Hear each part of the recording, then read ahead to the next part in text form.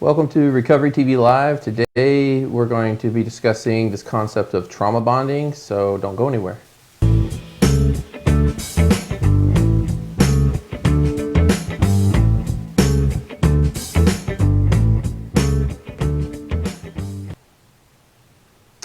everybody, welcome to Recovery TV Live. We apologize for the delay in getting this broadcast going. We ran into some technical difficulties, which is pretty common. And so we're starting a good 30 minutes late today. So, but we're here. So that's right.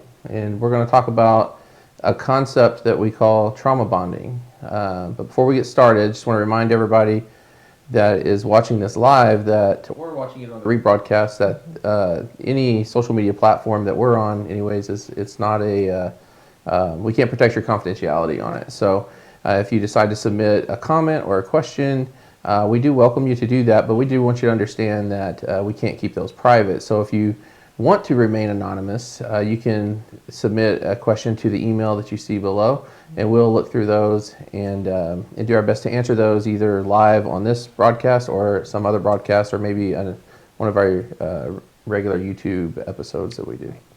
We are going to talk about this concept of trauma bonding. So it's kind of an interesting word or combination of words to begin with. So let's just start out with the basic question of what is it? It actually is hard to explain. It sounds, I think, very simple, like, oh yeah, we went through something really traumatic and we're connected. But when we look at it from an actual concept and we see it in relationships, it's much more complex. Right. And I think first we should kind of note that Patrick Carnes is the first person who described this. Right. Patrick Carnes is a specialist around addictions. And he, I think, brought this to attention because it was a pattern that he was seeing so much in the work that he was doing with people in recovery. Right. Especially people in recovery from sexually compulsive behavior. And, sexually compulsive issues are attachment issues. Right. Right? We always say that sex addiction is an attachment disorder. And so I think that's a really important lens to look at the concept of trauma bonding, which is this is an issue of attachment kind of gone awry. Right. I think that a lot of people have heard of a type of trauma bonding that you may not be aware of, but you may have heard of the concept of Stockholm Syndrome. And when I'm talking to clients, usually I'll use that as a point of reference to just kind of say, like, this idea has been around. Right. Stockholm Syndrome is basically when if you're in a hostage situation or you've someone who's been kidnapped and they bond to this person who is who has taken them hostage or kidnapped them or some other form of extreme form of trauma in that sense. Now that's an extreme form of trauma bonding. So just to kind of give you a point of reference, Right. Most of what we deal with, in fact, I don't know if we've ever had a situation just like that. Right. Right. Probably similar we've had some similar ones when it comes to like, people whose parents were really violent and they couldn't get out of that situation when you're a kid and things like that. And then, but yet they feel this really strong attachment to that particular parent. So people who find themselves in a trauma bonding situation, they seem to be attracted to danger in a sense. And danger doesn't have to be physical always. It's often in what we're working with, it's often emotional. Emotional, sure. Right. So help everybody understand like that, when we're talking about emotionally dangerous, that we're not talking about like someone who's just completely emotionally abusive, even though that can be it, but it doesn't have to be. It can be much more subtle than that. Gaslighting type of behaviors. That subtleness of kind of just keeping you on your toes, keeping you unsure, unsafe 100%. Right. Right. Exactly. So we don't want you to think because you hear trauma bonding connected with Stockholm Syndrome or you hear being attracted to danger that what we're meaning is that if you're someone who may have trauma bonded with your partner who's your spouse, it doesn't mean that you can't be with them. It's just trying to understand some of the elements of your own attraction and where did it come from, and of course the dynamic has to change because you're and it could cost you your relationship because if your partner isn't recognizing some of their behavior as dangerous, so to speak, then they're likely not willing to, or will be willing to change that, or it amps up, you know. I think that one of the things I talk with my clients a lot about, and it's not just come from the research that Josh is referring to, it's also from sitting in a room with people for a long time, is that the brain really likes familiar, right? I say that often, and it's, you know, it's as small as, you know, like I like to go to the same grocery store because I know where everything is. When they change it, it's frustrating.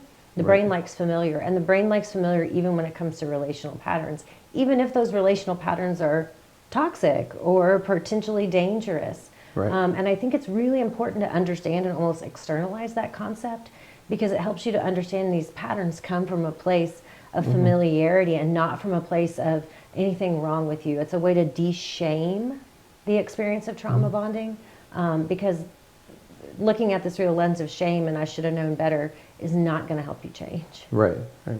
The brain is extremely complex, and there's so many mysteries to it. I tend to like to think of it from more of a survivor standpoint, like evolutionary, because as a species, you know, we have been living in the grand scheme of humanity. Surviving has been more of the game than relaxing, letting our guard down. You know, that's really last 100, maybe 150, 200 years at most. For the grand scheme of human existence, and still is this way in some parts of the world, it's about survival, right? So when Carrie's talking about gravitating toward the familiar, it's because the familiar is what you know you can survive, right? So, you know, I know it sounds kind of odd, but like, why would I be afraid to be in a relationship with someone who's kind to me? Well, it's unfamiliar.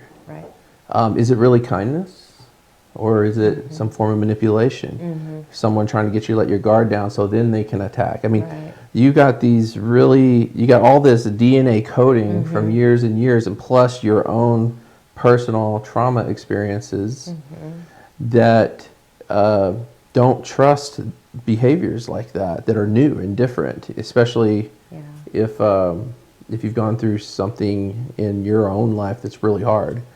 Then it's really difficult. But I think we all have that DNA coding to some extent. Sure, exactly. And I think it's, again, I think understanding it like that helps de-shame the experience, because I think you're also bringing up something that's important. When we use the word bonding, we're talking about something that's also a biological experience. It's not just an emotional. Trauma bonding is both emotional and biological, you know, neurological, physiological, all of those things.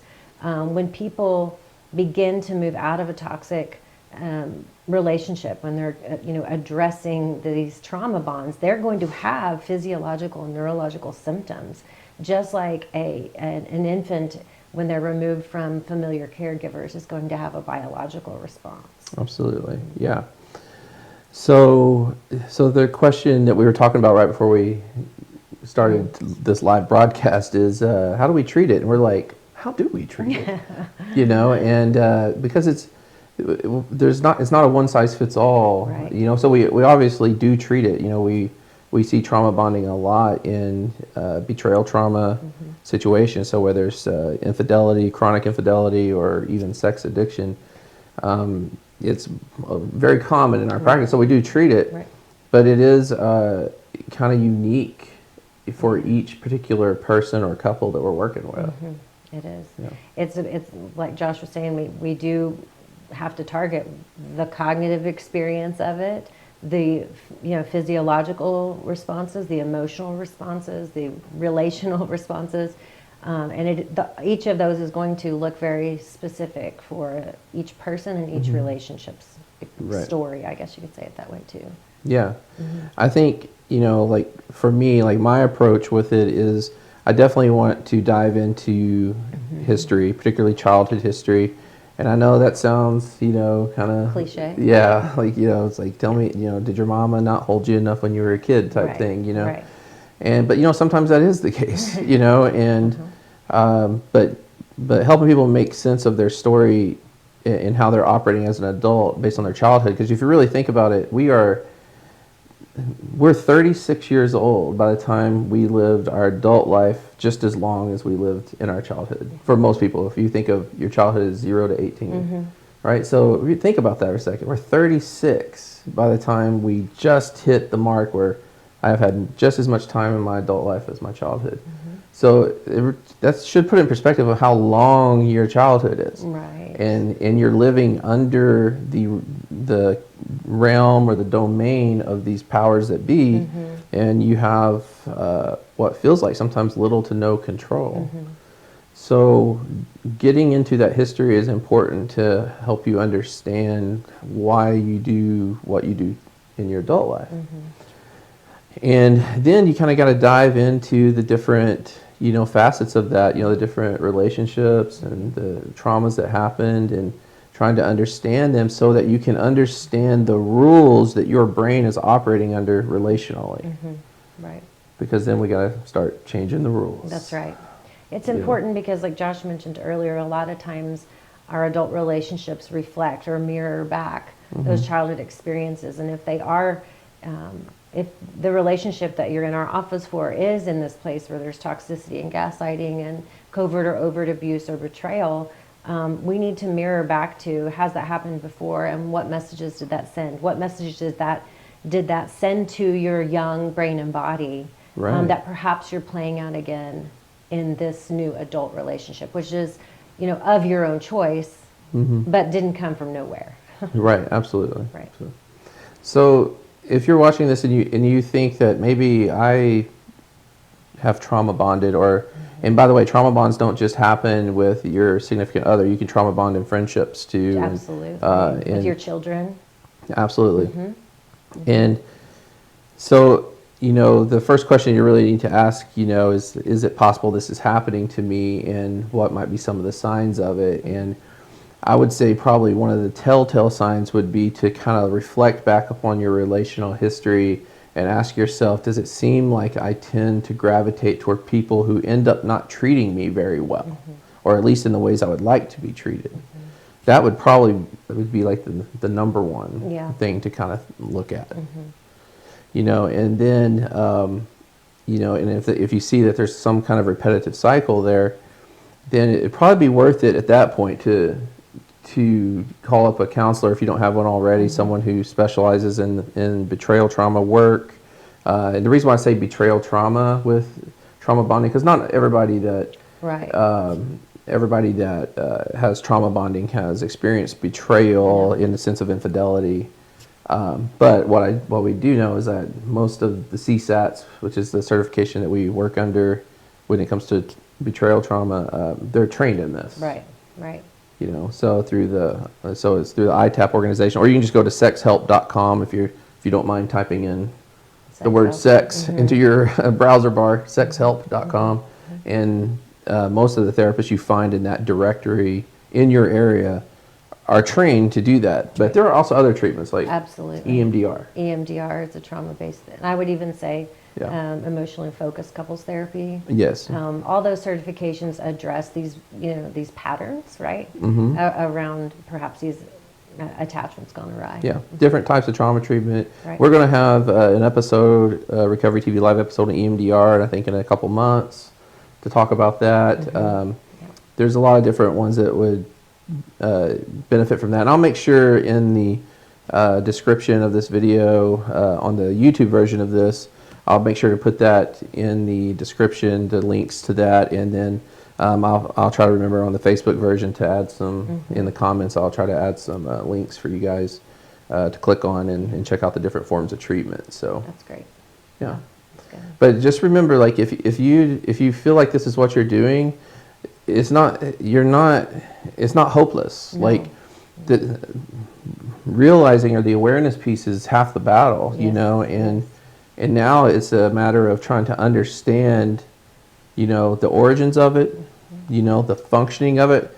Your brain is not trying to hurt you or harm you by you might feel like, why is my brain throwing me into danger? Right. It's actually not trying to throw you into danger. It's trying to be a part of a world that's familiar, because you know how to survive that.